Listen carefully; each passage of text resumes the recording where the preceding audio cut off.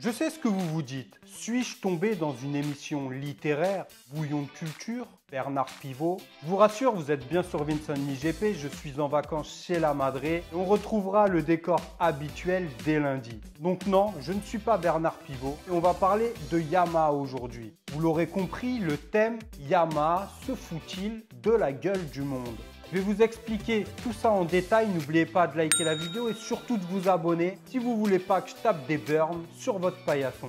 Maintenant qu'on a mis tout ça au clair, on se retrouve juste après ça.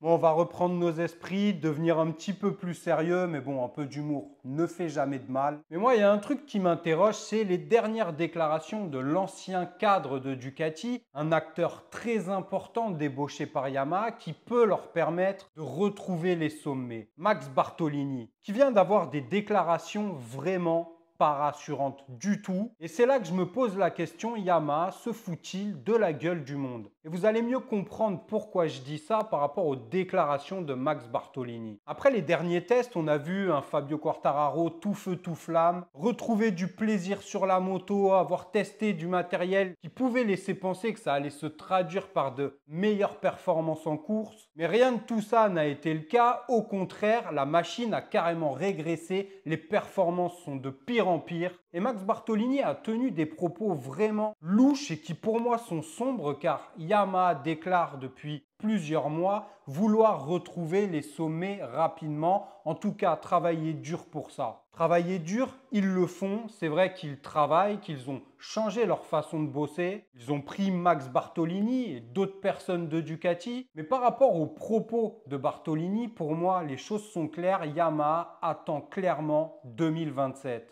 Et ça, c'est pas du tout une bonne chose pour Fabio Quartararo qui, lui, a signé pour retrouver des performances à court moyen terme. Il a signé un contrat de 2 ans. Alors oui, son salaire est très confortable et évidemment, ça a pesé dans sa décision. Mais je pense que Yamaha a également dupé Fabio Quartararo dans l'envie de performer rapidement à nouveau. Fabio, après les derniers tests, quand il était optimiste, parlait du fait de retrouver un top 10, voire un top 5 avant même la fin de la saison. Sauf que quand on entend Max Bartolini et même Maio Meregali, c'est pas du tout dans ce sens-là que ça va. Max Bartolini parle de 2 voire plutôt 3 ans s'ils ont de la chance et s'ils travaillent bien pour pouvoir rattraper la concurrence.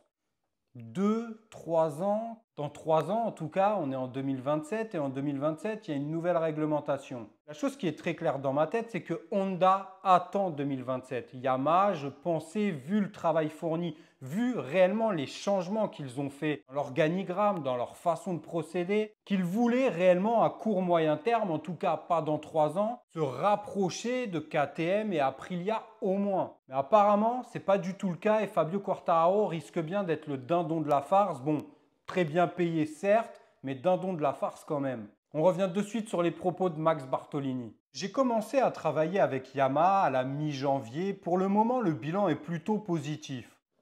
Je ne vois pas ce qu'il trouve de très positif dans tout ça, mais continuons. C'est évidemment très différent de ce à quoi j'étais habitué chez Ducati. Nous avons commencé à assembler les nouvelles parties de la structure, nous avons déjà fait quelque chose de positif. Nous changeons notre façon de travailler, de penser, d'aborder les choses et c'est ce qui prend le plus de temps. Le dicton dit vrai que les Japonais réfléchissent 10 fois à quelque chose avant de le faire, mais nous sommes tout le contraire. Humainement, Fabio Quartararo est très bon, voire trop bon à certains moments.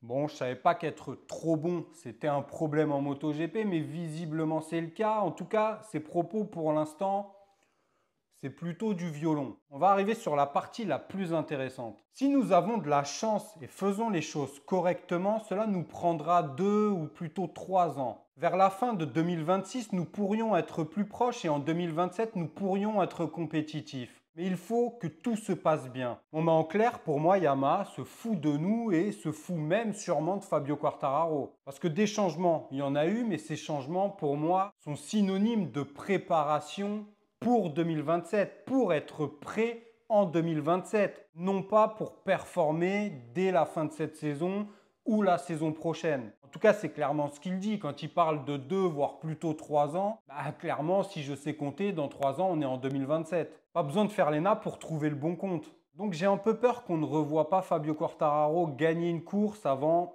bien longtemps. Et peut-être même pas chez Yamaha. Enfin, quoique, s'il le prolonge au même salaire, ça m'étonnerait qu'il bouge ailleurs. Mais tout ça est bien triste et moi, personnellement, j'ai un peu l'impression de m'être fait duper. Pour Honda, je savais très clairement qu'ils attendaient la nouvelle réglementation, car ils n'ont pas vraiment remis en question leur façon de travailler, alors que chez Yamaha, c'est le cas. Et c'est une très bonne chose, mais ils se préparent pour l'avenir et pour 2027, pas pour les 2 prochaines années. En attendant, donnez-moi votre avis sur les propos de Max Bartolini. Maio Meregali, lui, dit qu'il faut encore qu'ils comprennent la cause de ces mauvaises performances. Alors bon, moi je croyais qu'ils avaient trouvé la cause déjà, mais visiblement c'est pas le cas. Enfin bref, donnez-moi votre avis sur tout ce schmilblick. On se retrouve dès lundi dans mon décor habituel. Du coup, au revoir bouillon de culture. Enfin moi je pourrais quand même vous faire une vidéo sur quelques bouquins tant que c'est pas Bernard-Henri Lévy, moi ça me va. On se retrouve dès lundi sur Vincent IGP, prenez soin de vous, de vos proches, bon week-end à tous, à lundi, ciao.